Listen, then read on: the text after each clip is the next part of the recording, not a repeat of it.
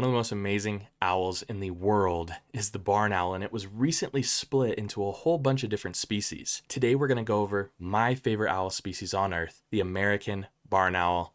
Let's dive in.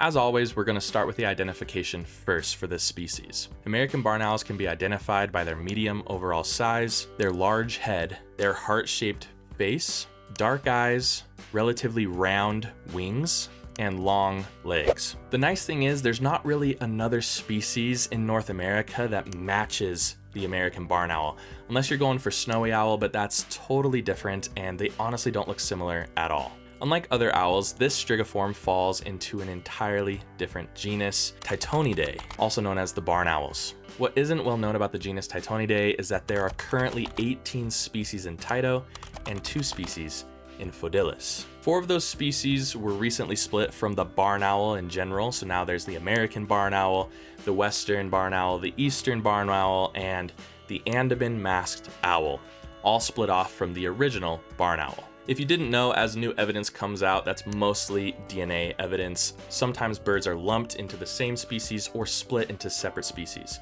As we go learning more and more about birds, these things happen every year. Not a lot of species, but at least 1 or 2 species is split or lumped as this data comes out. While I love all barn owls, again, today is focused on the American barn owl, the only one that I've seen during my lifetime. Tyto means night owl, and furcata means two-pronged, which, okay, I'm not exactly sure what two-pronged is supposed to mean, but that's what it means. It has an absolute ton of subspecies as well, and it covers almost 2 entire continents, being North and South America. These different subspecies vary in color and size, some of them being a lot lighter while others are a lot darker. The earliest fossil of Tyto alba is from around 2 million years ago, and the oldest Tytonid or barn owl is as old as 25 million years old. So that's absolutely incredible. This owl has been around for a long, long time. American barn owls are also considered a species of low conservation concern, meaning that it's doing relatively well, or at least staying relatively steady. As mentioned before, the American barn owl covers the entirety of South America, the Caribbean, and almost the entirety of the United States. Unfortunately, Canada doesn't seem to get the barn owl joy that we have down south, as they don't tend to travel that far north. Another fun fact is that the American barn owl was introduced to Hawaii in the 1950s, and it's one of 2 owl species on the island, the other species being the pueo, which is endangered. American barn owls live in a variety of different habitats depending on food availability and the time of year. Primarily, they hang out in open habitats such as farmlands, fields, ditches, ponds, roadsides, marshes, mudflats, cliffs, coasts, and deciduous woodland. Basically, they're a generalist and they thrive wherever they can find food, which also speaks to their success. If you're a generalist species, typically you're going to do okay. American barn owls will typically roost in tree cavities, on cliffs, and in nest boxes. And of course, in man-made structures, hence the name barn owl. I've also found them quite frequently in Russian olive trees and other dense vegetation, so they can really be found roosting and nesting all over the place. Barn owls are mostly nocturnal, and they spend most of their activity time under the guise of darkness. I have, however, seen them just in the early moments of daylight. I've also seen them in the middle of the day, but that's only if I've stumbled across their roosting area, especially in trees. During the breeding season, they are more active shortly after sunset and right before sunrise, so that's your best chance to see them if you don't want to go out in the middle of the night. Their mating displays consist of display flights from the male, and they chase the females while screeching really, really loudly. American barn owls eat a variety of prey and will almost hunt exclusively at night, but sometimes they have been known to hunt during the day. They typically fly low above the ground over fields, and they'll dive on their prey with its talons extended. It has also been known to hunt from perches, perching up above the ground and then diving down onto its prey. Of all the animals in the entire world, the American barn owl is the best at locating prey through sound and can differentiate its prey by the noises it hears. So it has such good ears that it can hear what it's listening to and be able to identify whether it's a vole or a rat or a mouse. They're absolutely incredible with their hearing. It mainly eats small mammals, especially rats and mice, but it also is known to feed on insects, bats, birds, reptiles, and amphibians as well. It's actually not a bird that'll typically feed on carrion.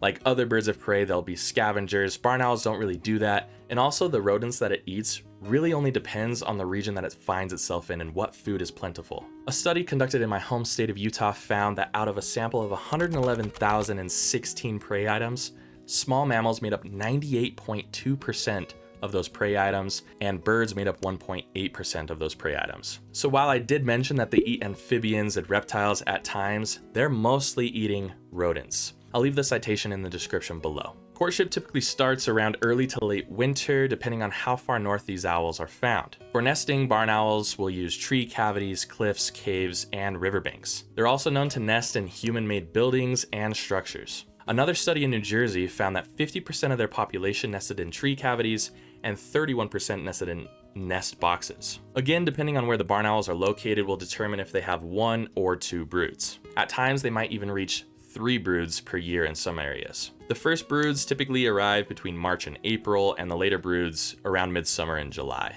Each clutch consists of 4 to 6 eggs, but this can vary and be a lot more than that as well. The females incubate the eggs and protect the young, while the males bring food to the nest. Their eggs are pretty just standard. They're white and smooth, and that's really all you need to know about them. When American barn owls are born, their young are completely naked, and this is something known as altricial. At about 55 days, the fledglings are able to fly for the first time and are completely independent around 80 days time. So it's about almost 3 months time that it takes for these barn owls to raise and then go. You'll notice that with bigger birds of prey and owls and hawks and eagles and stuff, their young take a lot longer to grow up and become independent than something like a robin, for example. American barn owls actually don't have a lot of predators, but nestlings have been known to be eaten by weasels and snakes, and there's unsubstantial evidence that great horned owls will actually prey on barn owls. If you ever have a question about, does this bird have a predator, your best answer is always to be, oh, probably the great horned owl. Just a quick disclaimer before I give you the calls of the American barn owl. It's important to note that although I'll show you 1 or 2 calls of a species,